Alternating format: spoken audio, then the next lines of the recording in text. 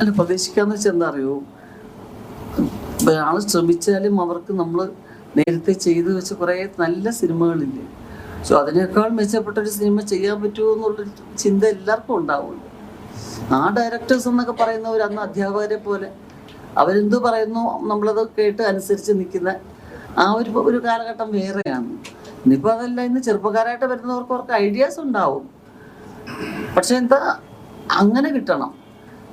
കാരണം ശോഭനയും ലാലേട്ടും ചെയ്യുന്നു എന്ന് പറഞ്ഞു കഴിയുമ്പോൾ അതിനകത്ത് തമാശയുടെ ഒരു ഘടകം വലുതായിട്ട് ആരും പ്രതീക്ഷിക്കുന്നില്ല. പക്ഷെ ഞാനും ലാലേട്ടും ഒരു ഫിലിം ചെയ്യുമ്പോൾ അത് അതുകൂടെ നന്നായിട്ട് പ്രതീക്ഷിക്കും.